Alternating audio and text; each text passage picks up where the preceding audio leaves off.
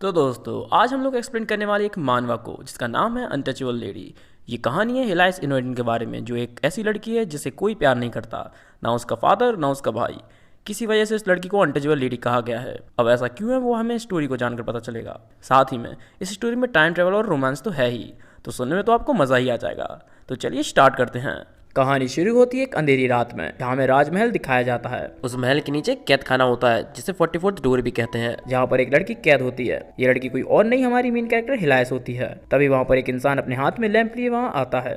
वो हिलाइस से कहता है, मैं तुमसे भीख मांगता हूँ हिलाइस, प्लीज गैब्रियल की जगह मर जाओ। ये बात सुनकर हिलाइस दंग रह जाती है। जो व्यक्ति सामने होता है वो कोई और नहीं, हिलाइस का बड़ा भाई है जिसका नाम है रिकार्डो इनोइडन। हिलाइस के दिल के टुकड़े हो जाते हैं जब उसका भाई उससे कहता है कि वो मर जाए, वो भी गैब्रियल की जगह। दोस्तों, गैब्रियल इन दोनों की असली बहन नहीं है, इसका मतलब वो इनकी सौतेली बहन है। हिलाइस अपने भाई से पूछती है कि वो गैब्रियल को उससे ऊपर कैसे रख सकता है और उसकी जगह उसे मरने को कैसे कह सकता है। उसका भाई रिकार्डो से बताता है कि मैंने तुम्हें जेल में डाला ही गैब्रियल को बचाने के लिए था। उस बेचारी का शरीर नाजुक है, वो इस कैद खाने में नहीं रह सकती थी, इसलिए मैंने तुम्हें यहाँ रखा है उसके भले के लिए। हिलाइस अपने भाई से कहती है, पर मेरा क्या मुझे चोट नहीं लगती? क्या किसी को कोई फर्क नहीं पड़ता मेरे मारे जाने से? रिकार्डो थोड़ी देर रुकता है और बोलता है, तुमने ये पहले भी किया है। तुमने एक ही जिंदगी को 7 बार जिया है। तुम बार बार मरती हो और आखिर में वापस पास्ट में चली जाती हो।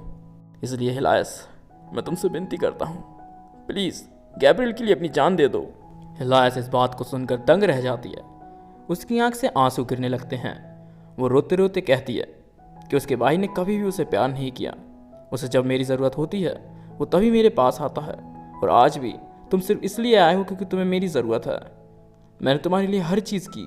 मैंने हमेशा गैब्रियल की गलतियों को छुपाया, बिल्कुल एक बड़ी बहन की तरह, पर अंत में हमेशा तुमने मुझे देखने की बजाय उसको पहले पूछा। आखिर मैं भी तो तुम्हारी छोटी बहन हूँ ना। रिकार्डो से कहता है कि वो ऐसा क्यों सोचती है, आखिर में वो भी तो गैब्रियल की बड़ी बहन है। क्या वो अपनी बहन के लिए एक छोटा सा बलिदान भी नहीं दे सकती? हिलाइस उसको मना कर देती है कि वो अब ऐसा और नहीं कर सकती। रिकार्डो थोड़ी देर कुछ सोचता है। वो अपना लैंप ज़मीन पर रखकर हिलाइस के सामने घुटनों के बल बैठ जाता है। वो हिलाइस से कहता है, मैं तुमसे झुक कर भीख मांगता हूँ।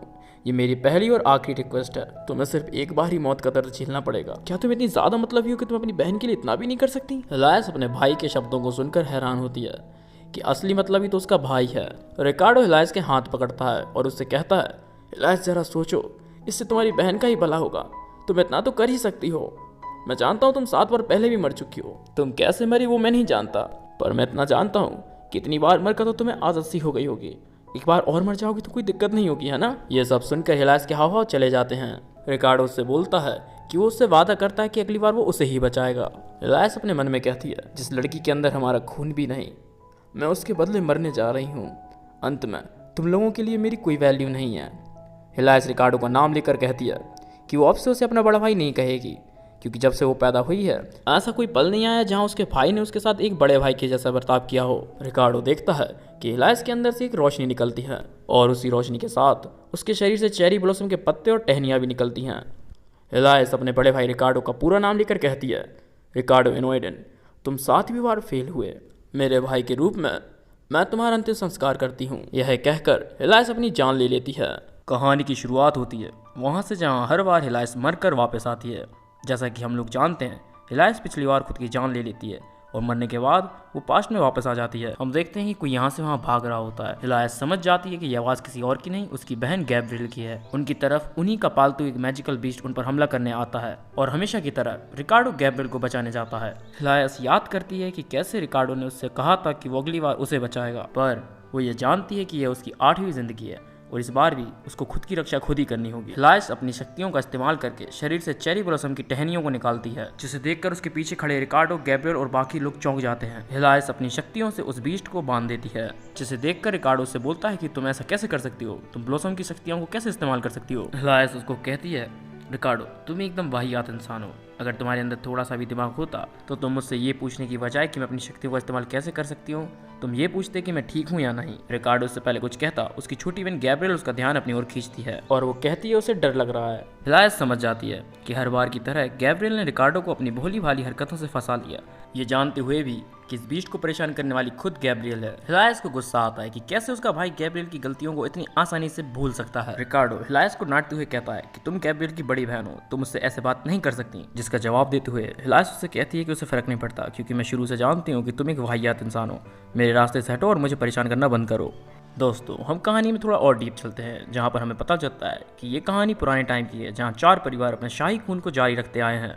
कहा जाता है कि इन 4 परिवार में से हर एक परिवार एक खास शक्ति को लेकर चलता है, जो कि ऋतु यानी सीजन्स को दर्शाती है। जिसमें से पहला परिवार है इनोएडन परिवार, जिसे हम सभी जानते हैं। इनोएडन परिवार स्प्रिंग सीजन को दर्शाता है, जिसे बसंत ऋतु भी कहा जाता है। दूसरा परिवार है कैलिशिया परिवार, जो समर सीजन को दर्शाता है। तीसरा परिवार बर्जेट परिवार है, जो ऑटम सीजन को दर्शाता है। और चौथा और आखिरी परिवार परवेनम परिवार है, जो विंटर सीजन को दर्शाता है। जैसा कि हमने बताया, इन खानदानों के पास इनकी अनोखी ताकत होती है। समय बीतने के साथ इन परिवारों की खानदानी ताकत कमजोर होती जा रही है। किस्मत से इनोएडन खानदान ने अपनी इस विरासत से चली आ रही ताकत को जारी रखा है। यह ताकत एक पीढ़ी में सिर्फ एक ही इंसान को मिलती है, और उसके बाद यह आने वाली पीढ़ी को ट्रांसफर हो जाती है।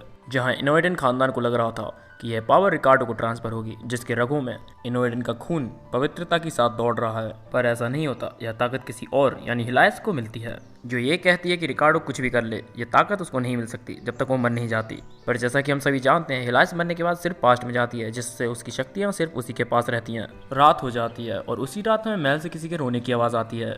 ये कोई और नहीं होता, गैब्रियल होती है। रिकार्डो उसको चुप होने और उसकी मेडिसिन लेने को कहता है, जहां गैब्रियल रोते हुए अपने भाई से कहती है कि आज सुबह जो हुआ उसको उस पर ध्यान देना चाहिए था, जबकि उसका पूरा ध्यान बड़ी बहन हिलायस पर था। रिकार्डो उसकी ऐसी अजीब बात सुनकर थोड़ा हैरान होता है।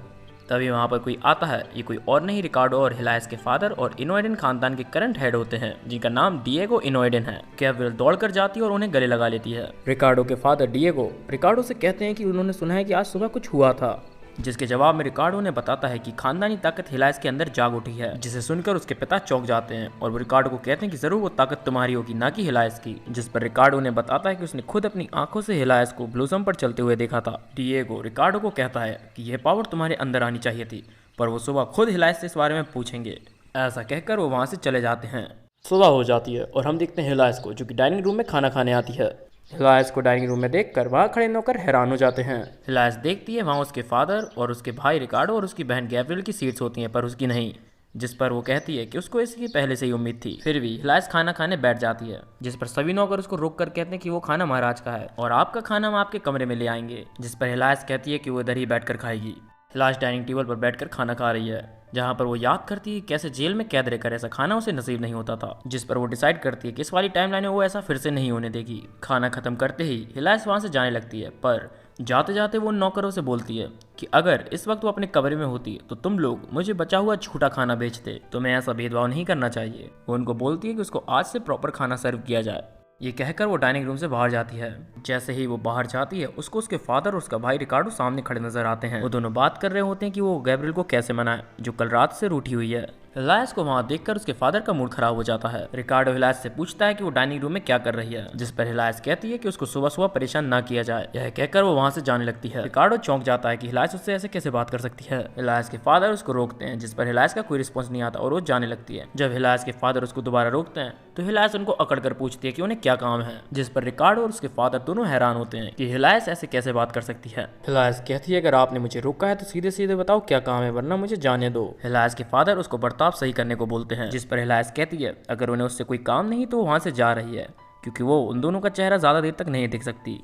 हिलायस के फादर उससे कहते हैं कि वो कितनी बदतमीज है, जिसको अपने फादर से बात करने की तमीज भी नहीं है। रिकार्डो उन्हें शांत कराता है और डाइनिंग रूम में ले जाता है, जहां उनके नौकर उन्हें वहां देखकर डर जाते हैं, क्योंकि उनके हाथ में खाली प्लेट होती है जिसमें उनका खाना था। इस बात पर डिएगो को बहुत ज्यादा गुस्सा आता है और वो चिल्लाकर बोलता है कि हिलायस को इसी वक्त यहाँ लेकर आओ। हम देखते हैं हिलायस, जो कि अपने कमरे में बैठी होती है, वो किसी का इंतजार कर रही होती है। तभी वहाँ एक लेडी आती है। ये लेडी कोई और नहीं, हिलायस की पर्सनल नौकर है। हिलायस को जागा हुआ देखकर वो मेड चौंक जाती है। वो मेड हिलायस से कहती है कि तुम एकदम आलसी हो और सारा दिन कुछ नहीं करती। आज तो चमत्कार हो गया जो तुम इतनी जल्दी उठ गई। हिलायस अपने मन में कहती है मेरी पर्सनल मेड होने के बावजूद भी ये मुझे ऐसे ट्रीट करती है जैसे ये मेरी मालकिन हो और मैं इसकी नौकर। हिलायस याद करती है कि कैसे उसकी मेड ने उसे पिछली 7 जिंदगियों में कितना परेशान किया है और अब हिलायस की बारी है अपना बदला लेने की। हिलायस उससे कहती है सुन मेड, अपना मुंह बंद रख और मेरे लिए पानी लेकर आ मुंह धोने के लिए। मेड हैरान होती है कि हिलायस उससे ऐसे कैसे बात कर सकती है। हिलायस उसे कहती है कि जैसा बोल रही हूँ वैसा कर। मेड वहाँ से चली जाती है। वो समझ जाती है कि हिलास का बर्ताव चेंज हो गया है। मेड तुरंत हिलास के लिए पानी और टॉवल लेकर आती है, पर हिलास को गुस्सा आ जाता है और वो पानी मेड के ऊपर फेंक देती है। दोस्तों, तो चलिए हिलास की पर्सनल मेड की बैक स्टोरी पर ध्यान देते हैं। मेड याद करती है कि कैसे जब वो पहली बार इनोडिन खानदान में नौकरी करने आई थी तो वो जानती थी कि उसको किसकी सेवा करनी है। उसने अपने गांव में सुन रखा था कि इनोडिन परिवार में सिर्फ एकमात्र ऐसी लड़की है जो एकदम बेकार और किसी काम की नहीं, और वो थी अपनी हिलाइस इनोडिन। मेड ने अपनी सक्सेस होने की चाह को बिल्कुल से खो दिया था, पर जब वो पहली बार आई और उसने देखा कि कैसे हिलाइस बिना किसी गलती के शाही परिवार की होकर भी एक नौकर से माफ़ी मांग रही है, तो उसने इसका फ़ायदा उठाना चाहा और उसको लगा कि ये एक बहुत आसान काम होगा। पर दोस्तों, आज जो हुआ उससे शायद हमारी मेड के होश ही उड़ गए जब कल को शांत रहने वाली हिलाइस इनोडिन ने उसके ऊपर पानी फेंक दिया। हमारी हिलाइस मेड को बोलती है कि उसे पानी का टेम्परेचर भी देखना नहीं आता। तुम जैसे नौकर को इतना भी नहीं पता कि मुंह धोने के लिए गर्म पानी लगता है, ना कि ठंडा, और तुम ऐसी हरकत करके मेरे सामने अभी भी शान से खड़ी हो। अगर किसी को इस बारे में पता चलता है तो तुम्हें लगता है कोई तुम्हारी साइड लेगा? और ज़रा सोचो, अगर इतनी छोटी बात पर तुम्हें निकाल दिया जाए तो तुम जैसी मेड को भला कोई अपने घर पर दोबारा रखेगा? मेड सोचती है कि कल तक तो हिलाइस उसकी तरफ एक उंगली भी नहीं उठा सकती थी, पर आज ये एकदम अलग इंसान है। हिलाइस मेड से कहती है कि अगर वो नहीं चाहती कि उसको निकाला जाए तो वो जाकर दोबारा पानी लेकर आए। मेड उससे माफ़ी मांगती है और हिलाइस को गर्म पानी ला कर देती है। हिलाइस अपने मन में कहती है कि मेड अब उससे इज्जत से पेश आएगी। हिलाइस हाथ में पानी लेती है और अपने चेहरे को साफ करने लगती है। तभी उसे याद आता है कि एक और काम है जो उसे करना है। वो अपनी अलमारी खोलती है और वो देखती है कि उसके पास सारे पुराने और फीके कपड़े हैं, क्योंकि सारे नए और फैंसी कपड़े गैब्रिएल को दे दिए जाते हैं। हिलाइस उन कपड़ों को छूती है और अपनी शक्तियों से उन्हें चेहरे के पत्तों में बदल देती है। उसकी मेड ये देखकर हैरान होती है और हिलाइस उससे कहती है कि वो जल्दी से इसे साफ करे। मेड अपने मन में कहती है कि हिलाइस की शक्तियों के जागने वाली बात सच थी। हिलाइस वहाँ से जाने लगती है, तभी वहाँ कोई उसे आवाज़ देता है। ये लोग यहाँ के नौकर होते हैं। वो हिलाइस से कहते कि महाराज यानी उसके फादर उसे बुला रहे हैं। हिलाइस कुछ सोचने लगती है, जिस पर वो नौकर उसे दोबारा बोलते हैं। तभी हिलाइस उनको कहती है कि जाकर उनसे कह दो कि वो खुद यहाँ आ जाएं। हिलाइस की इस बात से वो सभी हैरान होते हैं। हिलाइस कहती है कि अगर उसके फादर को उससे कोई काम है तो वो खुद यहाँ आकर उससे मिलें। नौकर लोग डर जाते हैं। हिलाइस उनको रूम से बाहर जाने को कहती है। उनमें से एक नौकर तुरंत भाग कर जाता है और ये बात हिलाइस के फादर को बताता है। तभी वहाँ पर कोई आता है। ये कोई और नहीं, महाराज डिएगो खुद हिलाइस के फादर होते हैं। रिकार्डो उन्हें शांत कराता है, पर वो गुस्से से भरे होते हैं और सीधे जाकर हिलाइस से कहते हैं क्या वो अपना दिमाग खो चुकी है। हिलाइस के फादर उससे कहते हैं कि इतनी देर से वो सिर्फ रिकार्डो के कहने पर चुप थे, पर अब चीज़ें हाथों से निकल चुकी हैं। हिलाइस अपने फादर की ये बात सुनकर हंस देती है, जिस पर उसके फादर का खून खोलने लगता है और रिकार्डो ने फिर रोकता है। हिलाइस का भाई रिकार्डो हिलाइस को बोलता है कि आज सुबह जो हुआ उसे उस वजह से फादर से माफ़ी मांगनी चाहिए, जिस पर हिलाइस पूछती है क्या उसे डाइनिंग रूम में जाने तक की परमिशन नहीं है। रिकार्डो कहता है बात वहाँ जाने की नहीं है, तुम्हें फादर के आने तक का इंतजार करना चाहिए था। जिस पर हिलाइस उसे जवाब देती है कि अगर वो उन्हें देखते हुए खाना खाती तो उसकी भूख मर जाएगी और वो ऐसा नहीं चाहती। ऐसी इंसल्ट भरी बात सुनकर उसके फादर का खून खौल जाता है। हम देखते हैं कि उसके फादर के पीछे से कुछ हरी टहनियाँ निकलती हैं। जैसा कि हमने पहले बताया है, हर पीढ़ी को उनकी खानदानी शक्ति मिलती हैं। जैसे इस पीढ़ी में हम देख सकते हैं कि हमारे हिलाइस के पास उसकी शक्तियाँ हैं, ऐसे ही हिलाइस के फादर के पास उनकी पीढ़ी की शक्तियाँ हैं। इसको थोड़ी और आसान भाषा में समझा जाए तो हम कह सकते हैं कि हिलाइस के दादा के पास भी शक्तियाँ थीं, हिलाइस के फादर के पास भी शक्तियाँ हैं और हिलाइस के पास भी शक्तियाँ हैं। अब ये हिलाइस के भाई बहनों में नहीं जा सकती शक्तियाँ, और हिलाइस का सिर्फ एक ही भाई है, वो है रिकार्डो। तो अब ये शक्ति सिर्फ हिलाइस के बच्चों को मिल सकती है।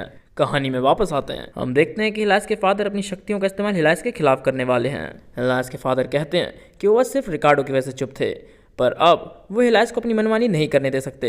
हिलाइस मन में सोचती हैं कि रिकार्डो ने ऐसा भी क्या कह दिया। हिलाइस के फादर उससे बोलते हैं क्या मैंने तुम्हें पाल पोस कर यही सब सिखाया है, जिस पर हिलाइस कुछ देर रुक कर कहती है कि नहीं पापा, आपने मुझे ऐसा बर्ताव करना नहीं सिखाया है। दरअसल पापा, आपने मुझे कभी भी कुछ नहीं सिखाया है।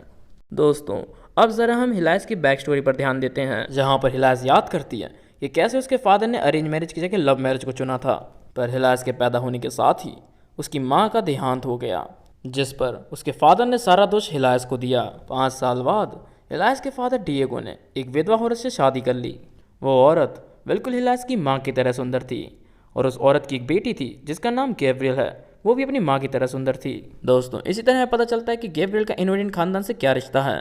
गैब्रिएल की माँ यानी हिलाइस और रिकार्डो की सौतेली माँ रिकार्डो को अपने बेटे की तरह अपनाती है। सिर्फ रिकार्डो को ही नहीं, सभी को वो औरत और गैब्रियल पसंद थे, सिवाय हिलाइस को छोड़कर, क्योंकि हिलाइस जब देखती कि कैसे गैब्रियल उसके फादर के साथ हंस खेल रही है, जहाँ उसको याद आता है कि जब वो अपने फादर के साथ समय बिताना चाहती थी या उनके साथ खेलना चाहती थी तो उसके फादर उससे अपना हाथ छुड़ा लेते थे और उसको हमेशा कहते थे कि वो उन्हें टच ना करे। जब वो देखती थी कि उसके फादर गैब्रियल के साथ कितना खुश हैं, तो वो जानती थी कि उनको सिर्फ यही परिवार चाहिए था। करंट टाइमलाइन में वापस आते हैं। हिलाइस अपने फादर को बोलती है कि जब से वो पैदा हुई वो उनके लिए कभी कुछ थी ही नहीं। जहाँ उसे अपने माँ बाप का प्यार नहीं मिला और अच्छी शिक्षा नहीं मिली, वो कैसे किसी से तमीज़ से बात करे। हिलाइस इसका सारा दोष अपने फादर पर डालती है। साथ ही में हिलाइस कहती है कि अगर तुम लोग पेरेंट्स का रोल नहीं निभा सकते तो मुझ पर अपना हक भी मत जताओ। हिलाइस के फादर डिएगो हिलाइस से कहते हैं, कल जो गार्डन में हुआ, क्या तुम सिर्फ उसी वजह से इतनी अजीब बातें कर रही हो? ऐसा हो ही नहीं सकता कि वो पावर तुम्हारे अंदर जाग उठे, वो सिर्फ एक अफवाह थी। ज़रूर रिकार्डो ने उस पावर का इस्तेमाल किया होगा ताकि वो तुम्हें बचा सके उस बीस्ट से। इसलिए हिलाइस, तुम ये अपनी बकवास बातें दूसरों तक फैलाना बंद करो। हिलाइस थोड़ी देर शांत रहती है। हिलाइस के फादर उससे कहते हैं कि अगर तुम्हें यहाँ रहना है तो मेरी बात मान कर रहना होगा, जिस पर हिलाइस उन्हें कहती है कि वो किसी के ऑर्डर्स नहीं मानने वाली और वो शक्तियाँ जिसकी आप बात कर रहे हैं वो रिकार्डो की नहीं जो जाग उठी थी। और अब आप मुझे ये बताएं कि आप अपनी इस बदतमीज़ बेटी का क्या करने वाले हो? क्या आप मुझे मेरे कमरे में बंद कर दोगे ताकि मैं हार मानकर आपकी गुलामी करूं, या फिर आप मेरी चाबुक से पिटाई करके मेरी खाल उधेड़ दोगे, या फिर आप मुझे मार डालोगे ताकि मुझे दोबारा ना देख सको? हिलाइस बाहर की खिड़की खोल देती है और उस पर चढ़ जाती है। हिलाइस के फादर डिएगो हिलाइस से पूछते हैं कि तुम आखिर ये सब क्या बक रही हो? हिलाइस मन में कहती है कि तुम लोग कभी नहीं समझ सकते कि मैं क्या कह रही हूँ, क्योंकि जो सब भी मैंने अभी कहा वो सब तुम लोग मेरी पिछली ज़िंदगी में मेरे साथ कर चुके हो, चाहे कमरे में बंद करना हो या चाबुक से मारना, यहाँ तक कि अपने फ़ायदे के लिए मेरी हत्या तक कर देना। हिलाइस 3rd फ्लोर पर होती है और वो कहती है कि बताओ फादर, क्या होगा अगर मैं यहाँ से कूद जाऊँ? अगर कल वाली बात सच है कि मेरी शक्तियाँ जाग उठी हैं तो मैं गिरने के बाद भी बच जाऊँगी, और अगर ऐसा नहीं है तो मैं मर जाऊँगी, है ना? तो आप क्या चाहते हो, मैं कूद जाऊँ सिर्फ इसलिए कि आप देख सको कि मेरी शक्तियाँ जागी हैं या नहीं? डिएगो उसको कोई जवाब नहीं देता। हिलाइस कहती है, जैसा सोचा था, कोई जवाब नहीं। ये कहकर वो कूद जाती है। रिकार्डो और बाकी लोग ये देखकर हैरान होते हैं कि हिलाइस ने सच में छलांग लगा दी। रिकार्डो देखता है कि उसके फादर तुरंत खिड़की पर हिलाइस को देखने जाते हैं। वो देखते हैं कि हिलाइस चेरी ब्लॉसम के फूल पत्तों पर आराम से लेटी हुई है। हिलाइस याद करती हैं जब उसकी शक्तियाँ उसकी पहली ज़िंदगी में जागी थी तो उसके फादर और बाकी लोगों का ऐसा रिएक्शन नहीं था, बल्कि पूरे ख़ानदान में तहलका मच गया था और उसकी ज़िंदगी में एक अंधेरा। हिलाइस कहती हैं उसे हंसी आती है अपनी पहली ज़िंदगी पर कि वो उस समय कितनी पागल हुआ करती थी। हिलाइस उस वक्त हर बात पर खुद को दोष दिया करती थी। हिलाइस अपने फादर से कहती थी, मुझे माफ़ करो पापा, ये भाई की शक्तियाँ हैं, मैं नहीं जानती ये मेरे पास कैसे आ गई, मैं कैसे भी करके इन्हें अपने भाई को वापस लौटा दूंगी। हिलाइस के फादर हिलाइस पर गुलदस्ता फेंक कर मारते हैं और बोलते हैं, अपना मुंह बंद रख, क्या बकवास बातें करे जा रही हो, शक्तियाँ वापस कर दो कि अगर ऐसा कुछ होता तो मैं तुमसे कब का ये करवा देता, मैं खुद कुछ ना कुछ ढूंढ लूंगा, तब तक तुम अपने कमरे में रहोगी, बाहर किसी को ये पता नहीं चलना चाहिए कि इनवेडन की ताकत तुम्हारे अंदर है। वाहियात लड़की। हिलाइस उस समय बस खुद को ही हर चीज़ का दोष मानती थी।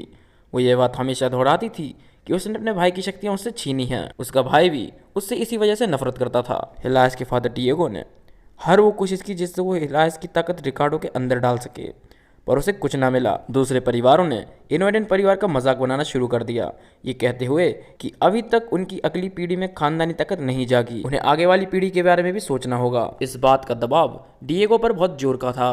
बाहर के लोगों को नहीं पता था कि खानदानी ताकत जागी तो है, पर रिकार्डो में नहीं, लेकिन उनकी बेटी में। अंत में डिएगो ने पब्लिक को झूठ कह दिया कि रिकार्डो के अंदर ताकत जाग उठी है। वो हिलाइस को पीछे रखकर जनता को ये दिखाया कि देखो रिकार्डो के अंदर शक्ति जाग चुकी हैं। जब रिकार्डो शक्तियों को लोगों को दिखा रहा था, उसी वक्त हिलाइस की शक्तियां काम करना बंद कर देती हैं, जिस वजह से उसे शर्मिंदा होना पड़ता है।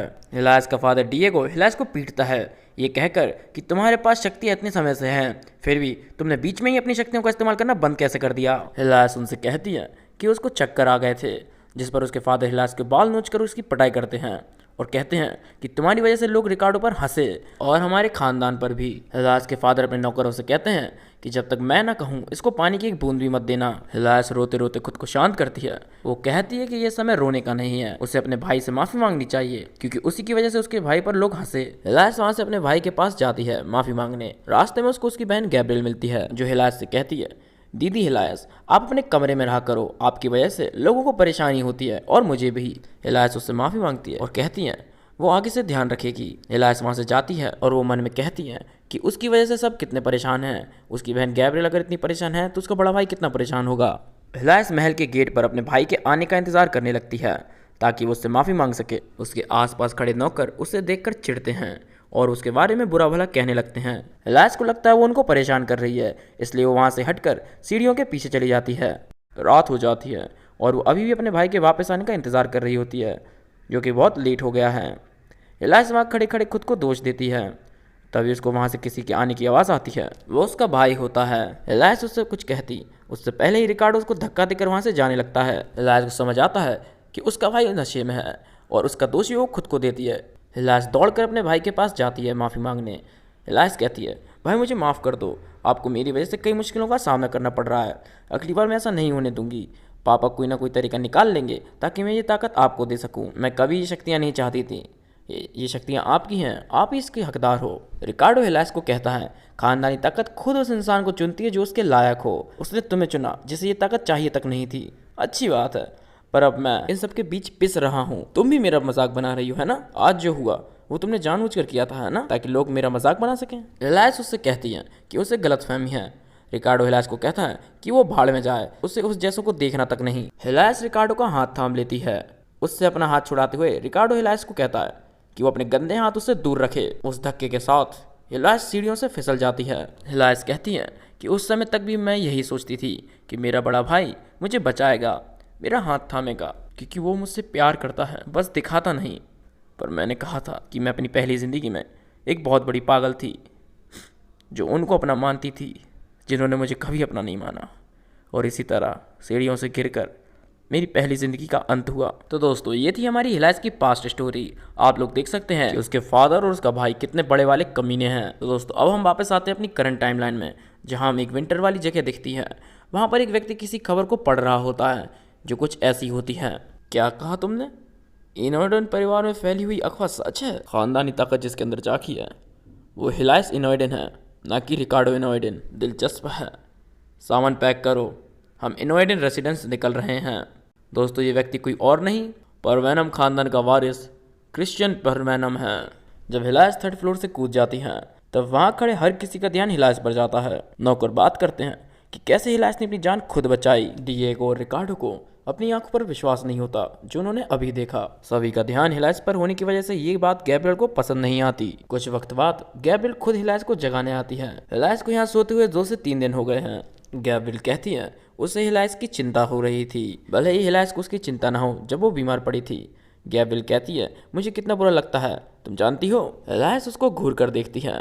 गैब्रियल चौंक जाती है। गैब्रियल को याद आता है कि जब वो पहले हिलास को ऐसा कुछ कहती थी तब हिलास उससे माफ़ी मांगने लगती थी और अब उसे कुछ बदला बदला लग रहा है। गैब्रियल कहती है खैर जाने दो, तुम्हें पता क्रिस आने वाला है। दोस्तों, गैब्रियल जिसकी बात कर रही है वो परवैनम परिवार का वारिस क्रिश्चियन परवैनम है, जिसको हमने थोड़ी देर पहले देखा था। गैब्रियल कहती हैं देखो मैंने आज उसके लिए कितनी अच्छी ड्रेस पहनी है। साथ में वो एक नेकलेस दिखाती है और उसे बताती है कि ये वो ही नेकलेस है जिसे क्रिस ने उसे दिया था और तुम्हें भी ये पसंद आया था, है ना? वो हिलास से पूछती हैं क्या वो इसे पहनना चाहती है। हिलास समझ जाती है कि गैब्रियल असल में उसके साथ क्या करना चाहती है। वो पहले तो मुझे इसे पहनने को देगी और फिर सबको रोते रोते कहेगी कि मैंने ये नेकलेस चुरा लिया है। मैं इसकी हर चाल समझने लगी हूँ। गैब्रियल उसको नेकलेस पहनाने के लिए आगे बढ़ती हैं। तभी हिलास उसको बोलती हैं सामने से हट, तेरी वजह से धूप रुक रही है। गैब्रियल को अपने कानों पर यकीन नहीं होता क्योंकि उसने इस वक्त हिलास के मुंह से अपनी बेइज्जती सुनी है। गैब्रियल के वहां से ना हटने पर हिलास जमीन से टहनियों को निकालती है और वो गैब्रियल को हवा में लटका देती है। गैब्रियल के चीखने चिल्लाने पर वहां खड़े सारे नौकर वहां पर आ जाते हैं, पर तभी हम देखते हैं वहां कोई और भी आ गया होता है। वो कोई और नहीं, क्रिश्चियन परवैनम होता है, जिसे प्यार से क्रिस भी कहते हैं। गैब्रियल उसे देखकर खुश हो जाती है और वो क्रिस से मदद मांगती है, जिस पर क्रिस उसे मना कर देता है। क्रिस हिलास के पास जाता है और बोलता है कि उसने कभी नहीं सोचा था कि इनोइडन की खानदानी शक्ति रिकार्डो के अलावा किसी और में आएगी। क्रिस हिलास के पास आकर बैठ जाता है और उससे कहता है कि उसने कभी इतनी खूबसूरत लड़की को नहीं देखा जिसके अंदर इतनी बेमिसाल ताकत हो। हिलास समझ जाती है कि क्रिस अब उससे क्या कहने वाला है, जो कि हमें ये दर्शाता है कि ये सिचुएशन हिलास की जिंदगी में पहले भी आ चुकी है, शायद उसकी पिछली लाइफ में। गैब्रियल जिसे हिलास ने लटका रखा है वो क्रिस से कहती है कि वो उसकी बड़ी बहन के साथ क्या कर रहा है। तभी हिलास उसको छोड़ देती है और गैब्रियल जमीन पर आकर गिर जाती हैं। क्रिस हिलाइस को कहता है कि वो अपने हाथ उसे दे।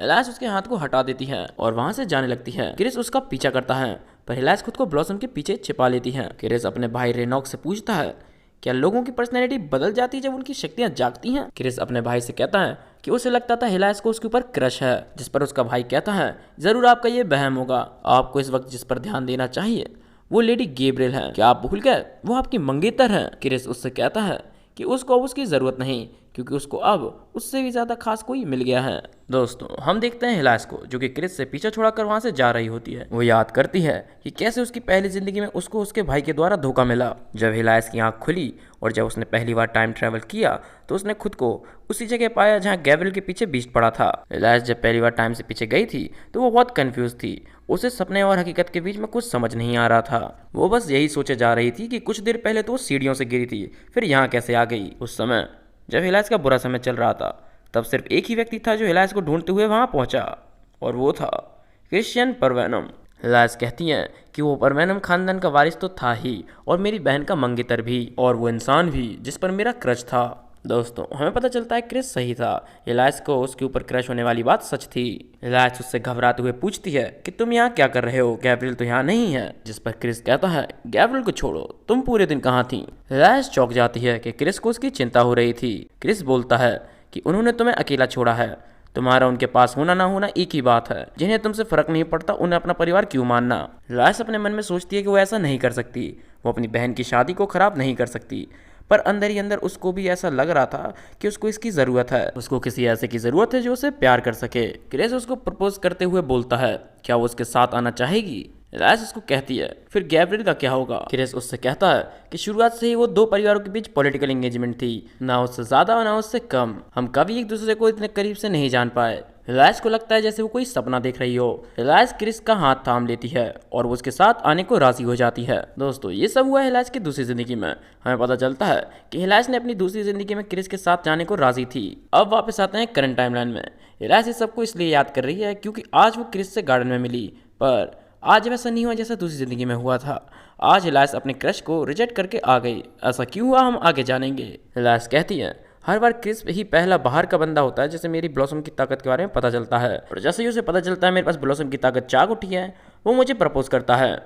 ये हर जिंदगी में हुआ है और अब मुझे इसकी असल वजह समझ आ गई है। पर वेनम खानदान की कमजोर पड़ी ताकत को कोई फिर से जगा सकता है तो वो मैं हूँ जिसके पास खानदानी ताकत है।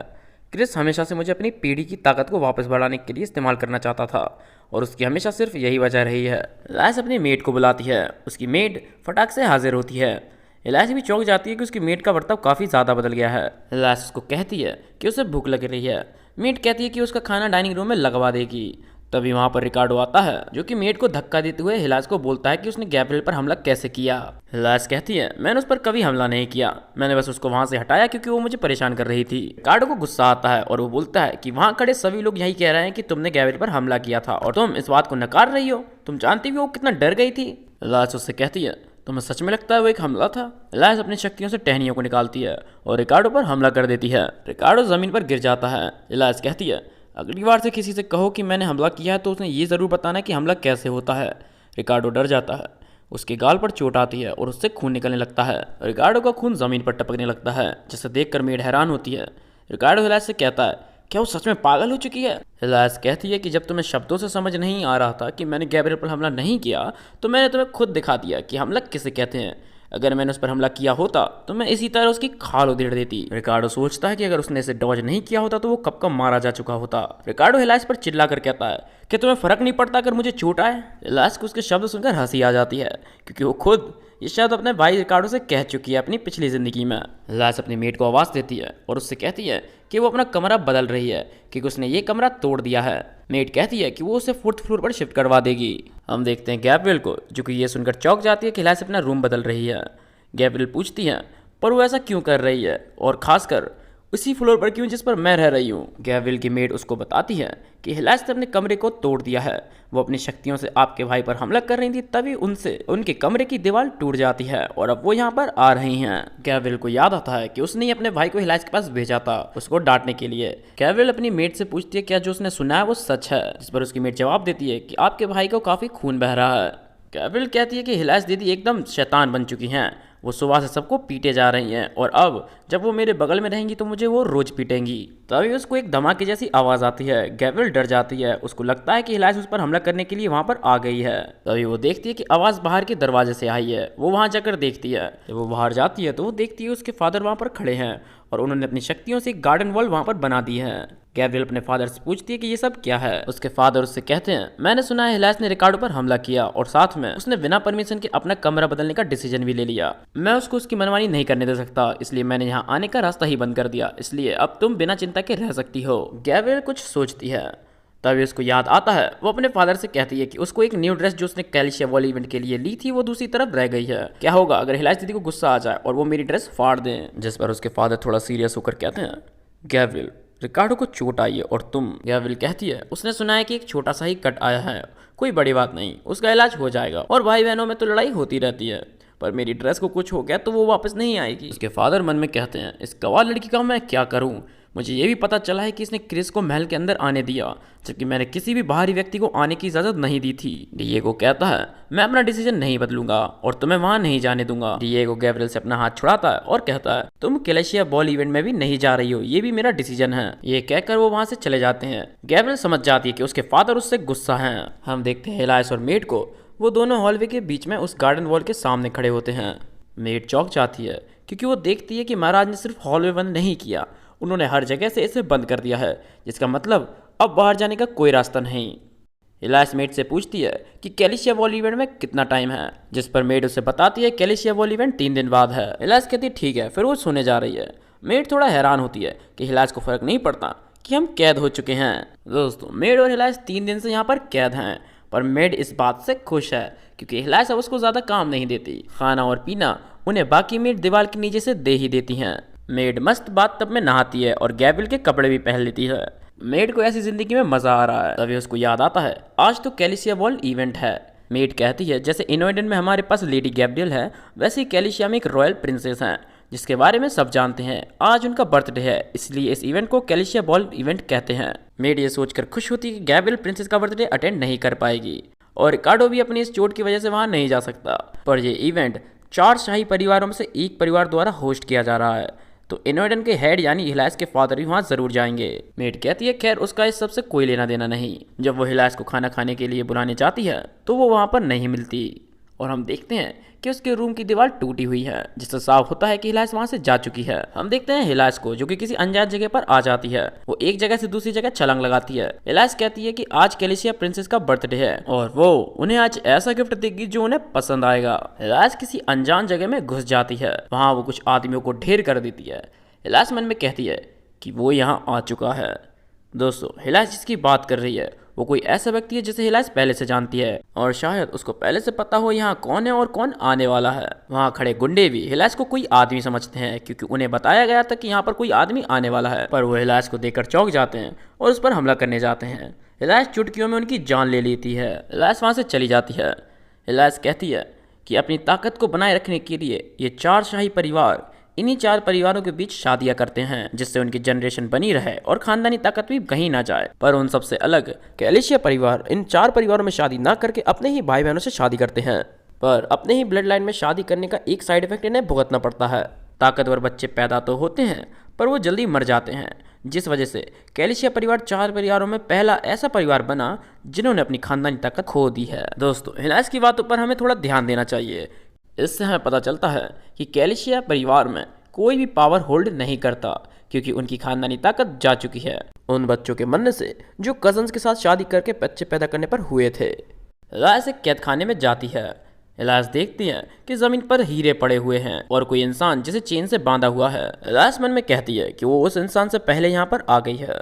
दोस्तों, जैसा कि मैंने पहले बताया है, इलाइस जानती है कि कोई यहाँ पर आने वाला है। इलाइस देखती है जो इंसान सामने लेटा हुआ है उसके शरीर के घाव से खून बह रहा है और वो खून जमीन पर गिरकर हीरों में बदल रहा है। इलाइस कहती हैं, चोरों के लिए ये किसी सोने के अंडे देने वाली मुर्गी जैसा है। वो लड़का जाग जाता है। जब वो इलाइस को देखता है तो उससे कहता है, तुम कौन हो? क्या तुम यमदूत हो? इलाइस मन में कहती है कि मेरी पहली जिंदगी में तुमने मुझसे कहा था, क्या मैं कोई अफसरा हूँ? दोस्तों, हमें पता चलता है इलाइस अपनी पिछली जिंदगी में यहाँ पर आ चुकी है। वो लड़का इलाइस से पूछता है, क्या वो मर चुका है? इस पर इलाइस कहती है नहीं। वो लड़का उससे कहता है, अगर मैं नहीं मरा तो मुझे मार दो प्लीज़, मैं ऐसी ज़िंदगी नहीं जी सकता, मुझे रोज़ नोचा जाता है, मुझे मार दो। हिलायस उससे कहती है, अगर तुम ऐसा ही चाहते हो तो ठीक है। उस लड़के की आंख से आंसू आने लगते हैं क्योंकि हिलायस उसको अब मुक्ति देने वाली है। उस लड़के की आंख से गिरा आंसू किसी मार्बल की बॉल में बदल जाता है जिसे हिलायस उठा लेती है और उसे खाने लगती है। दोस्तों, ये मार्बल बॉल जो हिलायस ने खाई है, मैं चाहता हूँ कि आप इसे याद रखें। हिलायस उस लड़के से कहती है कि वो उसे वहाँ छोड़कर आएगी जहाँ उसे होना चाहिए, उसके बाद अगर वो चाहे तो खुद को मार सकता है। हिलायस कहती है कि वो कोई यमदूत नहीं, और ये कहकर वो उसकी हथकड़ियाँ तोड़ देती है। हिलायस बोलती है, इस बार हिलायस इनोइडेन, मेरा नाम याद रखना। तभी वहाँ की मशालें बुझ जाती हैं। हिलायस समझ जाती है कि वो आ चुका है। वो व्यक्ति कहता है, मैंने सोचा नहीं था यहाँ पहले से कोई होगा। वो व्यक्ति कहता है, ये महक तो इनोइडन लोगों की है, तो जनरेशन चेंज हो चुका है, तो शक्तियाँ रिकार्डो को नहीं मिली। खैर छोड़ो, एक इनोइडन यहाँ पर क्या कर रहा है? वो व्यक्ति हिलायस से पूछता है, क्या वो इस बच्चे को जानती है? हिलायस कहती है, अगर मैं हाँ कहूँ तो मैं इस लड़के को अच्छी तरह से जानती हूँ। ये कोई और नहीं, मार्को कैलिशिया है, वो आखिरी वारिस जिसकी रगों में कैलिशिया का खून दौड़ रहा है और जिसे लोग अब तक मरा हुआ समझ रहे थे, जो आगे जाकर कैलिशिया का राजा बनेगा। तो दोस्तों, मार्को कैलिशिया परिवार का एक लौता वारिस है जिसे लोग अब तक मरा हुआ समझ रहे थे। हमें पता चलता है ये वही है जिसे हिलायस बर्थडे पर कैलिशिया को देना चाहती है। हिलायस कहती है कि इसको यहाँ कैद करके इसलिए रखा गया था ताकि वो इसके खून से बने हीरो की हेराफेरी कर सकें। इसकी ये अद्भुत ताकत देखकर चोरों को लालच तो आएगा ही। वहाँ खड़ा वो व्यक्ति कहता है, फिर तो साफ हो गया, मुझे भी कैलिशिया परिवार से ये ऑर्डर मिला है कि मैं इस बच्चे को सुरक्षित उनके पास पहुंचा दूं, इसलिए इसे अब मुझे दे दो। जिस पर हिलायस कहती है कि वो उस पर कैसे भरोसा कर सकती है। वो व्यक्ति कहता है, मैं बर्जेट फैमिली का हेड एक्सियन बर्जेट हूँ, क्या मेरा नाम काफी नहीं है मुझ पर भरोसा करने के लिए? दोस्तों, ये व्यक्ति 4 शाही परिवारों में से एक बर्जेट परिवार का हेड है। हिलायस मन में कहती है कि ये सेम सिचुएशन उसकी पिछली जिंदगी में घटी थी। हिलायस उससे कहती है, मुझे अब भी ये समझ नहीं आ रहा कि मैं क्या करूं, तुम्हें लगता है मैं इस लड़की को चोट पहुंचाऊंगी? एक्सियन उससे कहता है कि वो चाहे तो वो दोनों साथ में कैलिशिया जा सकते हैं। हिलायस मन में कहती है कि मैं पिछली बार तुम्हारे साथ गई थी। हिलायस उससे कहती है, एक्सियन बर्जेट, मुझे माफ करना पर मैं तुम्हारे साथ नहीं जा सकती। ये कहकर हिलायस वहां से उड़कर चली जाती है। एक्सियन भी उसके पीछे पीछे चला जाता है। हम देखते हैं कैलिशिया महल में पार्टी चल रही है। वहीं पर क्रिस होता है। हिलायस के फादर डिएगो इनोइडेन क्रिस के पास आते हैं और उससे कहते हैं, बहुत टाइम बाद मुलाकात हुई। क्रिस भी उन्हें हेलो बोलता है। दोस्तों, दरअसल हिलायस के फादर थोड़े घबराए हुए हैं क्योंकि उन्हें डर है कि बाहर किसी को ये पता न चल जाए कि खानदानी ताकत रिकार्डो की जगह हिलायस में जाग उठी है। क्रिस डिएगो से कहता है कि जब वो वहाँ आया था तो आपसे मुलाकात नहीं हो पाई, और उसके बाद जब मैंने आपसे मिलने की कोशिश की तो आपने मेरी रिक्वेस्ट को रिजेक्ट कर दिया और मेरे सारे भेजे हुए लेटर्स को इग्नोर भी। फिर ऐसा क्या हुआ जो आज अचानक से आपको मेरी याद आ गई? डिएगो से माफी मांगते हुए कहता है, गैब्रियल उस दिन थोड़ी शर्मिंदा हुई थी जब तुमने उसे उस हालात में देखा, इसलिए उसने कहा कि मैं किसी भी बाहरी व्यक्ति को रेसिडेंस में ना आने दूं। क्या है ना, मेरी बेटियां उस दिन मजाक मस्ती कर रही थी इस खुशी में कि रिकार्डो के अंदर खानदानी ताकत जाग उठी है। उस दिन हिलायस ने रिकार्डो को कहा कि वो अपनी शक्तियों का इस्तेमाल ऐसे करे जैसे लोगों को लगे कि वो शक्तियां हिलायस की हैं। गैब्रियल ने भी उससे इसकी रिक्वेस्ट की थी, पर हिलायस गैब्रियल से बड़ी है, इसलिए उसके भाई ने उसकी रिक्वेस्ट को पूरा किया। पर बेचारे रिकार्डो से गलती हो गई क्योंकि वो अपनी शक्तियों को दूर से इस्तेमाल कर रहा था। क्रिस समझ जाता है कि डिएगो को ढंग से झूठ भी बोलना नहीं आता। वो डिएगो से पूछता है, जब मैंने आपको बताया कि मैं आपकी बेटी के साथ एंगेजमेंट तोड़ रहा हूँ, क्या आप तब भी अपने बच्चों के साथ मौज मस्ती कर रहे थे जो आप मेरे लेटर्स नहीं पढ़ पाए? डिएगो क्रिस से गुस्से में कहता है, क्या तुम्हें एंगेजमेंट कोई बच्चों वाली चीजें लग रही हैं? मैं किसी भी कीमत पर तुम्हें एंगेजमेंट तोड़ने की इजाजत नहीं देता। दोस्तों, शाही परिवारों में एंगेजमेंट हो या शादी, ये सब राजनीतिक तौर पर होती हैं। यहाँ लोग बिक जाते हैं, जिस वजह से क्रिस को डिएगो को रिक्वेस्ट करनी पड़ रही है कि वो अपनी एंगेजमेंट गैब्रियल से तोड़ना चाहता है। पर जैसा कि हम देख सकते हैं, डिएगो क्रिस को मना कर देता है, जिस पर क्रिस कहता है, अगर मैं अपनी एंगेजमेंट नहीं तोड़ सकता तो क्या मैं गैब्रियल की जगह किसी और से शादी कर सकता हूँ?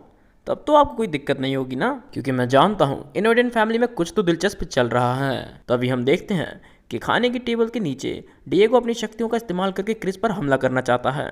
क्रिस कहता है, उस दिन जो मैंने देखा वो किसी और की नहीं, हिलायस की पावर थी, है ना? क्रिस डिएगो के हमले को अपनी फ्रीजिंग पावर से जमा देता है। डिएगो क्रिस को कहता है कि उससे ज़रूर कोई गलतफहमी हुई होगी, वो शक्तियाँ रिकार्डो की थी ना कि हिलायस की। क्रिस कहता है, अगर ऐसा है तो जल्द ही इनोइडेन परिवार में जनरेशन चेंज होने की अनाउंसमेंट होगी, है ना?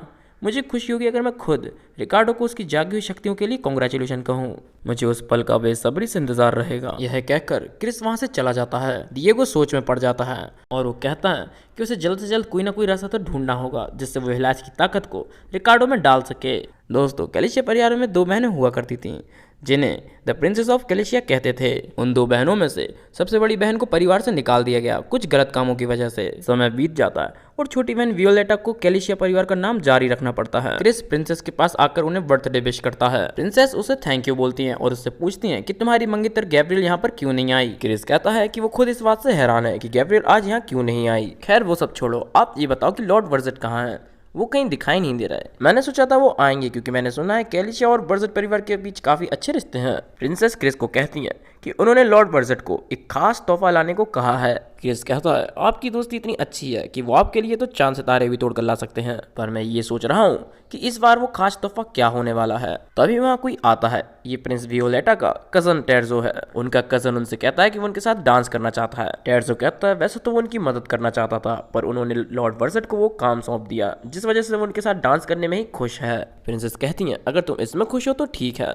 दोनों डांस करने लगते हैं। थोड़ी देर बाद प्रिंसेस देखती हैं कि वहाँ चेरी ब्लॉसम के पत्ते गिरने लगते हैं और एक तेज हवा चलती है और वहाँ एंट्री होती है हमारी हिलाइस इनोइडन की, जो हाथ में उस लड़के को लिए होती है। प्रिंसेस को यकीन नहीं होता। वहाँ खड़ा क्रिस भी ये देखकर हैरान होता है। उस लड़के के खून से निकलते हुए हीरो को देख प्रिंसेस समझ जाती हैं कि ये लड़का कौन है। हिलाइस उस लड़के को प्रिंसेस के हाथों में थमाते हुए कहती है ये लीजिए आपका तोहफा प्रिंसेस, कैलिशिया परिवार का खोया हुआ वारिस मैं आपको सौंपती हूँ, इसका ख्याल रखना। यह कहकर हिलाइस वहाँ से चली जाती है। पार्टी में आज सभी लोगों को अपनी आंखों पर विश्वास नहीं होता जो उन्होंने देखा। बर्जेट भी वहाँ आ जाता है। वो देखता है कि हिलाइस वहाँ से जा चुकी है, फिर भी वो डिएगो की तरफ देख कर कहता है मुझे नहीं पता था कि इनोइडन परिवार में जनरेशन चेंज हो चुका है। मुझे ये खबर देरी से मिली, लेकिन मैं तहे दिल से बर्जेट फैमिली की ओर से इनोइडन के हेड को इस बात के लिए कंग्रेचुलेशन कहता हूँ कि उनकी अगली पीढ़ी का वारिस रिकार्डो तो नहीं, पर वो इंसान जो थोड़ी देर पहले यहाँ से गया। डिएगो वहाँ खड़ा खड़ा जम जाता है कि ये बात आखिरकार बाहर आ ही गई जिसको वो इतने समय से छिपा रहा था। हिलाइस ने खुद यहाँ आकर लोगों को दिखा दिया कि इनोइडन पावर असल में किसके हाथ में है। बर्जेट वहाँ खड़े लोगों को बताता है सिर्फ यही नहीं, आज इस खास दिन पर कैलिशिया परिवार का खोया हुआ वारिस और जिसके पास हीरो को जन्म देने वाली खानदानी ताकत है वो भी लौट आया है। इस खास मौके पर हम जश्न कैसे ना मनाएं। वहाँ खड़े लोग इस सब के बारे में बातें कर रहे होते हैं। बर्जेट प्रिंसेस को बर्थडे विश करता है और कहता है कि इनोइडन के नए रोज ने तुम्हें अब तक का सबसे कीमती तोहफा दिया है। वहाँ खड़ा क्रिस कहता है आज प्रिंसेस के बर्थडे पर एकदम नई लहर दौड़ चुकी है और साथ ही साथ यह एक नई शुरुआत है। उसी रात डिएगो हिलाइस को महल में ढूंढ रहा होता है। मेड उसे बताती है कि हिलाइस डाइनिंग रूम में खाना खा रही है। डिएगो तुरंत वहाँ जाता है। वो डाइनिंग रूम में पहुँच जाता है जहाँ वो देखता है कि हिलाइस मजे से खाना खा रही होती है। डिएगो अपना हाथ टेबल पर जोर से रखता है। हिलाइस से पूछता है तुम्हारी हिम्मत कैसे हुई वहाँ आने की। हिलाइस कहती है कि वो सिर्फ प्रिंसेस को उनका तोहफा देने गई थी, उसने कोई गलत काम नहीं किया। डिएगो कहता है लगता है तुम ऐसे नहीं मानोगी, तुम्हें कुछ सिखाना होगा। डिएगो अपने पीछे से टहनियों को निकालता है और हिलाइस पर हमला कर देता है। हिलाइस भी अपनी शक्तियों का इस्तेमाल करती है और डिएगो के हमले को डॉज करती है। साथ में कुछ ऐसा करती है जिसकी उम्मीद डिएगो को नहीं थी। डिएगो का शरीर जम जाता है और वो कहता है ऐसा नहीं हो सकता, मेरी शक्तियाँ, क्या हिलाइस ने उन्हें मुझसे छीन लिया है? तो अभी वहाँ रिकार्डो और गैब्रियल आते हैं। वो दोनों हैरान होते हैं। हिलाइस वहाँ खड़ी हंस रही होती है। दोस्तों जैसा कि मैंने बताया था, जिस मार्वल को हिलाइस ने खाया था आप उसे याद रखें। उस मार्वल को द टीयर्स ऑफ कैलिशिया भी कहते हैं। कैलिशिया खानदान के आंसुओं से बना वो मार्वल किसी भी पावर होल्डर की शक्तियों को बढ़ा देता है। पूरे 4 परिवारों में इसे किसी खजाने की तरह देखा जाता है, पर इसका सबसे बड़ा फायदा तब होता है जब इसे गिरते साथ ही निगल लिया जाए। तब इसकी ताकत ना सिर्फ कई गुना बढ़ जाती है, पर ऐसी अद्भुत ताकत भी मिलती है जिससे हम किसी और पावर होल्डर की शक्तियों तक को उससे छीनकर अपनी शक्ति बना सकते हैं, लेकिन कुछ टाइम तक। इसलिए कैलिशिया परिवार ने इस ताकत के बारे में सबसे छिपा कर रखा है ताकि परिवार में बैलेंस बना रहे। किसी भी बाहरी व्यक्ति को इन हीरो की असली ताकत के बारे में जरा भी नहीं पता। डिएगो जिसकी शक्तियां जा चुकी होती हैं वहां बैठकर कंफ्यूज हो जाता है कि ये आखिर कैसे हो सकता है, मेरी शक्तियां हिलाइस के पास कैसे जा सकती हैं। वो हिलाइस से कहता है कि वो आखिर ऐसा कैसे कर सकती है, जिस पर हिलाइस कहती है कि उन्होंने उसके खाते वक्त उसे डिस्टर्ब किया, इसलिए उसने उनकी शक्तियों को खाकर अपना पेट भर लिया। हिलाइस उनके पास चलते हुए आती है और कहती है अब जो की शक्तियाँ आपके पास नहीं हैं और आप यहाँ कमज़ोर हो, तो जो हेड का मार्क होता है वो अब मेरे पास आ जाएगा। पहले ये मार्क सबसे ताकतवर फैमिली मेम्बर के पास जाता था, जैसा कि इस समय लॉर्ड बर्जेट के पास है, और अब ये मेरे पास भी है। हिलाइस अपने फादर से कहती है कि आज से वो इनोइडन की करंट हेड है और अब से इस जगह को वो संभालेगी। वहाँ खड़ा रिकार्डो हिलास से कहता है कि वो फादर के साथ ऐसा कैसे कर सकती है, क्या वो सच में अपना मानसिक संतुलन खो चुकी है? अगर तुमने इसी वक्त फादर से माफी नहीं मांगी तो मुझसे बुरा कोई नहीं होगा। हिलास उससे कहती है, जा नहीं मांगती माफी, क्या कर लोगे? इतना बताओ कि कर क्या लोगे तुम मेरा? रिकार्डो को समझ आ जाता है कि वो हिलास का कुछ भी नहीं बिगाड़ सकता, इसलिए वो वहाँ से चला जाता है। हिलास कहती है, आज से मैं तुम लोगों को ऑर्डर दूंगी और अगर नहीं मानना तो यहाँ से निकल जाओ। गैब्रियल को यकीन नहीं होता कि चीज़ें इतनी कैसे बदल गईं। उसका भाई और उसका फादर दोनों ही हिलास के सामने कमज़ोर पड़ गए। गैब्रियल को सबसे ज़्यादा डर इस बात का है कि हिलास इनोइडेन की हेड बन चुकी है और अब वो कैसे सबसे निपटेगी। हम देखते हैं कि कोई व्यक्ति सपना देख रहा होता है, जिस सपना कोई और नहीं एक्सियन बर्जट देख रहा होता है। उस सपने में उसको एक लेडी दिखती है। वो लेडी उसे जानी पहचानी लगती है। वो लेडी उससे कहती है, मैं सब कुछ पीछे छोड़कर यहाँ से जा रही हूँ। बर्जट उसके पीछे जाता है, तभी उसकी नींद खुल जाती है और उसी शाम एक्सियन अपने किसी साथी के साथ बाहर घूम रहा होता है। उसके सिर में दर्द रहता है और उसके साथ चल रहा उस व्यक्ति उससे पूछता है कि क्या बात है, तुम मुझे परेशान लग रहे हो। ये व्यक्ति जो एक्सियन के साथ चल रहा है वो शिलीमन बर्जट है। ये भी बर्जट फैमिली का एक मेंबर है। एक्सियन कहता है, कुछ नहीं, ये बताओ ऑक्शन में क्या हुआ? शिलीमन कहता है कि उसने इन 12 जगहों को अच्छे से देखा पर हमें वो चोरी हुए हीरे कहीं नहीं मिले। एक्सियन कहता है कि कोई भी जगह खाली नहीं बचनी चाहिए, कुछ भी करके हमें कैलिशिया के हीरों को ढूंढना होगा, उनका बाहर रहना सही नहीं। दोस्तों, हमें पता चलता है कि जिस बच्चे के खून से हीरे बनते हैं, मार्गो कैलिशिया, उसके हीरा फेरी करेगा हीरों को ढूंढने की जिम्मेदारी बर्जट परिवार को सौंपी गई है। ऐसा इसलिए क्योंकि बर्जट परिवार कैलिशिया परिवार के सबसे करीबी हैं। साथ में जिन हीरों को ये ढूंढ रहे हैं उनकी शक्तियों का अंदाजा बाहर किसी को भी नहीं है, ऐसा हमें हिलास से पता चलता है। शिलीमन कहता है, लीडर, आपकी शक्ल देखकर लगता है आप कई दिनों से सोए नहीं, आखिर आपके साथ क्या चल रहा है, मुझे बताओ। एक्सियन उसे बताता है कि वो कुछ दिनों से अजीब से सपने देख रहा है, जहां पर किसी अजीब सी डरावनी औरत उसके सपनों में हंसती है और लोगों की हत्या करती है। शिलीमन कहता है, ये तो काफी डरावना है। एक्सियन कहता है, जो औरत वो सपने में देखता है वो थोड़ी थोड़ी उसे इनोइडन की तरह लगती है। शिलीमन कहता है, जिसकी शक्तियां हाल ही में जागी हैं वो हिलास इनोइडन ही है ना? हम देखते हैं हिलास को जो कि उल्टियां कर रही होती है। वैसा कुछ और मत समझना, इसकी वजह कुछ और है। हिलास कहती है कि उसने कल जो खाया उसकी वजह से उसके साथ ऐसा हो रहा है। खैर, अब जो मैं इनोइडन की हेड बन ही गई हूँ, मैं इससे कुछ और काम भी कर सकती हूँ। मैं उसे पूरा करूंगी जिसे मैं अपनी पिछली जिंदगी में नहीं कर पाई थी। अब अपने भाई और अपने फादर से बदला लेना मेरी पहली प्रायोरिटी नहीं है, क्योंकि वो तो मैं अपनी पिछली जिंदगी में कर ही चुकी हूँ। मैंने पिछली जिंदगी में उन तीनों को मार डाला था। मेरी 7वीं जिंदगी जो मुझे धुंधली धुंधली याद है, मैंने उनको उसमें बड़े आसानी से मार दिया था। दोस्तों, यहाँ पर हमें एक बड़ा प्लॉट ट्विस्ट मिलता है। जैसा कि आपने पहले चैप्टर में देखा था, हिलास को किसी कैद खाने में बंद करके रखा गया था। वहाँ पर रिकार्डो हिलास से कहता है कि वो गैब्रियल की जगह मर जाए और हमें लगा कि हिलास सच में मर जाती है, पर नहीं। हिलास ने मरने से पहले उसके फादर, उसकी बहन और उसके भाई रिकार्डो, इन तीनों की हत्या कर दी थी। और ऐसा कैसे और क्यों हुआ उसके बारे में हमें आगे पता चलेगा। तो सब्सक्राइब कर लो ताकि आप अनटचेबल लेडी के आने वाले पार्ट्स मिस ना करो। कहानी में वापस आते हैं। हिलास को अपनी पिछली जिंदगी अच्छे से याद नहीं, पर उसको कुछ धुंधला धुंधला सा याद है, जिसमें हम देख सकते हैं कि उसके सामने एक्सियन खड़ा है। हिलास खुद से पूछती है कि वो आखिर इस जिंदगी में क्या करना चाहती है। थोड़ी देर बाद हम देखते हैं हिलास बाहर बैठकर चाय पी रही होती है। वो मेड से कहती है कि उसे बाहर जाने के हिसाब से कपड़े लेने हैं, जिस पर उसकी मेड खुश हो जाती है और उसे कहती है ये तो एकदम बढ़िया आइडिया है। मेड रोते रोते हिलास से कहती है कि उसको बहुत बुरा लगा था जब आप कैलिशिया वर्ल्ड इवेंट में अपने इस पजामे को पहनकर वहां पर चली गई थी। मेड कहती है कि वो जाने की तैयारी करती है। तभी वहां गैब्रियल दौड़ते हुए आती है और हिलास को आकर गुड मॉर्निंग कहती है। मेड ये देखकर हैरान होती है कि इसको ये आखिर क्या हो गया। हिलास उसको इग्नोर करती है। गैब्रियल कहती है कि वो आज जल्दी नहीं उठ पाई और जैसे ही वो उठी उसने अपनी बड़ी बहन को पहले गुड मॉर्निंग कहना जरूरी समझा। गैब्रियल कहती है, दीदी हिलास, आपको कभी बुरा नहीं लगता ये एक ही कपड़े को पहने हुए? ये लीजिए, इसे पहनिए। ये कहते हुए गैब्रियल अपने कपड़े हिलास को पहना देती है और कहती है कि अगर आपको ठंड लग गई तो मुझे बहुत बुरा लगेगा। मेड को अपनी आंखों पर भरोसा नहीं होता। गैब्रियल कहती है वो अपनी प्यारी बहन के साथ चाय पीते हुए टाइम स्पेंड करना चाहती है। क्या वो कर सकती है? हिलास उसको स्माइल देते हुए कहती है, तुम्हें चाय पीनी हो या बातें करनी हो, बैठो और करती रहो। गैब्रियल मेड को कहती है कि वो उसे भी चाय ला कर दे। मेड हिलास से पूछती है, क्या हमें शॉपिंग जाना अभी के लिए कैंसिल करना पड़ेगा? हिलास कहती है उसकी कोई जरूरत नहीं। गैब्रियल ने जो कपड़ा हिलास को दिया था वो जमीन पर गिर जाता है, क्योंकि जो उसे पहना हुआ था वो हवा में उड़ जाता है। हिलास कहती है कि वो अकेले जाएगी। मेड और गैब्रियल दोनों हैरान होते हैं कि हिलास फिर से उस पजामे में बाहर निकल गई। दोस्तों, चलते हैं कैलिशिया। वहाँ पर हम देखते हैं जो एक्सियन बर्जट होता है वो प्रिंसेस से कहता है कि आप इनोएडिन रेसिडेंस कब जा रही हैं। प्रिंसेस उससे कहती हैं, सच में तुम ये पूछना चाहते हो? तुम और भी चीज़ें पूछ सकते थे, जैसे मार्गो कैसा है या फिर मेरे बर्थडे के बाद क्या हुआ। बर्जेट उनको कहता है कि वो कैलिशिया परिवार का मेंबर नहीं है, इसलिए उसे इन सब में कोई दिलचस्पी नहीं। प्रिंसेस कहती हैं, मैं कितनी पागल हूँ जिसने तुम्हें अभी तक थैंक्स नहीं बोला कल के लिए। बर्जेट कहता है कि मुझे थैंक्स बोलना भी नहीं, क्योंकि मैं वो नहीं था जो उस बच्चे को वापस लेकर आया। प्रिंसेस कहती हैं, उन्हें लगा कि तुम उसे बचा कर लाए। खैर मार्गो अभी तक सोया है, उसके साथ बहुत कुछ हुआ है। जिन लोगों ने उसे चोट पहुंचाई उनका क्या हुआ?